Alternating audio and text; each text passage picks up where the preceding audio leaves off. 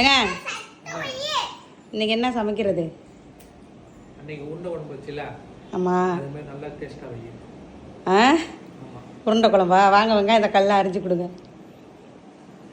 ஈஸியாக வாயால் சொல்லப்பட தெரியல. வந்து எதாவது ஹெல்ப் பண்ணுங்க. வேணாம் ரொம்ப பண்ணாதீங்க, நான் வச்சு தரேன். இப்போ பாருங்கள், கடலை பருப்பை ஒரு 3 மணி நேரம் இதில் வந்து காஞ்ச மிளகா சோம்பு போட்டு ஊற வச்சு வச்சுருக்கேன். வெங்காயம், தக்காளி, 2 பச்சை மிளகா, சோம்பு, ஜீரகம், காஞ்ச மிளகாய், வெந்தயம், கடுகு, பூண்டு வந்து நசுக்கி வச்சுருக்கேன்.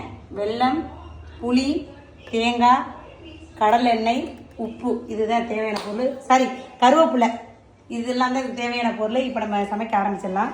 இப்போ கடலை பருப்பு வந்து மிக்சியில் போட்டு நம்ம அடிச்சுக்கலாம். நம்ம அரைச்சிடலாம். இப்போ பாருங்கள், அரைச்சாச்சு. இதை எடுத்துடலாம். இதில் வந்து மஞ்சள் கொஞ்சோண்டு, வெங்காயம், சால்ட்டு, எல்லாத்தையும் நம்ம ஒன்றா பிணைஞ்சிடலாம். இதில் வந்து பச்சை மிளகாயும் போடலாம். பிள்ளைங்க சாப்பிட்றதுனால வந்து நான் பச்சை மிளகா போடலை. நீங்கள் வேணால் கட் பண்ணி பொடியாக சேர்த்துக்கோங்க. இட்லி பாத்திரத்தில் தண்ணி வச்சுருக்கேன்.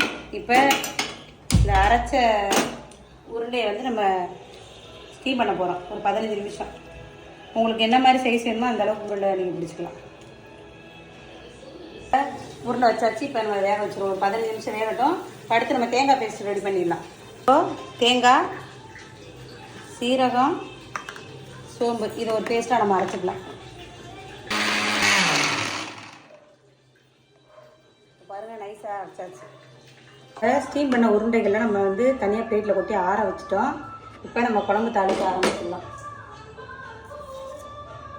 கடாய் வச்சாச்சு. பருப்பு தச்சுக்கலாம். சட்டி காஞ்சானே இப்போ நம்ம எண்ணெய் ஊற்றிக்கலாம். இதுக்கு கடலை எண்ணெய் ஊற்றிக்கலாம்.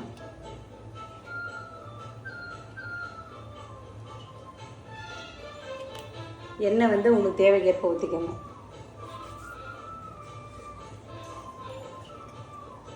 காஞ்ச மிளகா, கடுகு,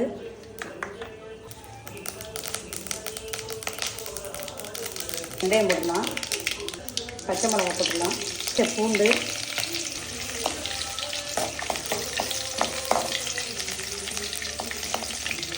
வெங்காயத்தையும் சேர்த்துடலாம்.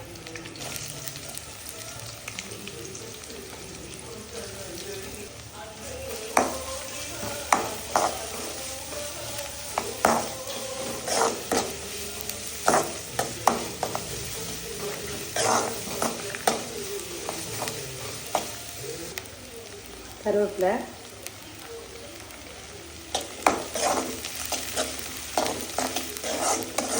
வெங்காயம் நல்லா வதங்கட்டும்.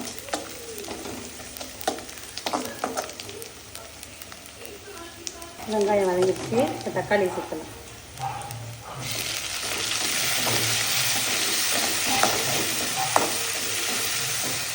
தக்காளி வதங்கிறதுக்காக கொஞ்சம் உப்பு சேர்க்கலாம்.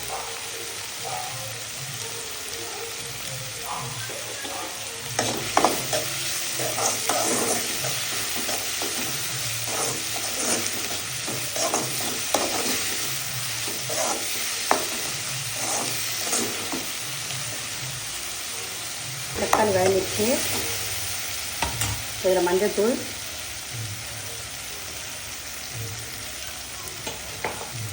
மிளகாத்தூள் சேர்த்துக்கலாம்.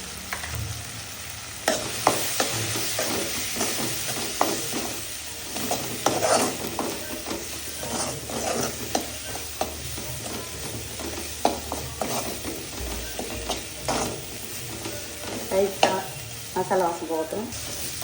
இதில் வந்து புளி தண்ணி ஊற்றலாம்.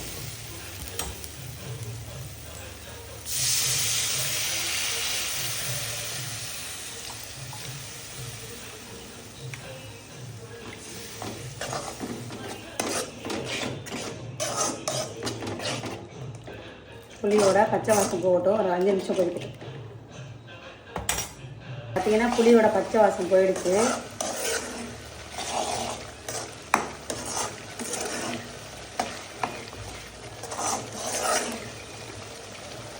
இதுலேயே இன்னொரு டம்ளர் தண்ணி ஊற்றி இன்னும் ஒரு 5 நிமிஷம் கொதிக்கலாம்.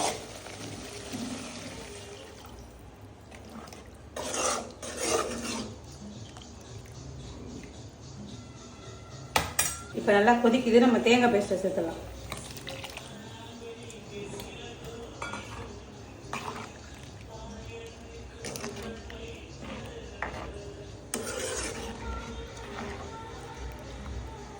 இதில் தேவையான உப்பு போட்டுடலாம்.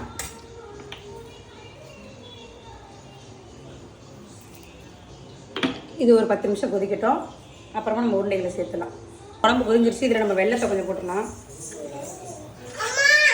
ஓ தரேன் தரேன் தரேன். இப்போ லைட்டாக கொதிக்கிட்டோம். நம்ம உருண்டையை போட்டுருவோம். குழம்பு கொதிஞ்சிருச்சு. நம்ம உருண்டையை போட்டுடலாம். உருண்டையை போட்டு ஒரு 10 நிமிஷம் கொதிச்சோன்னே நம்ம இறக்கிடலாம்.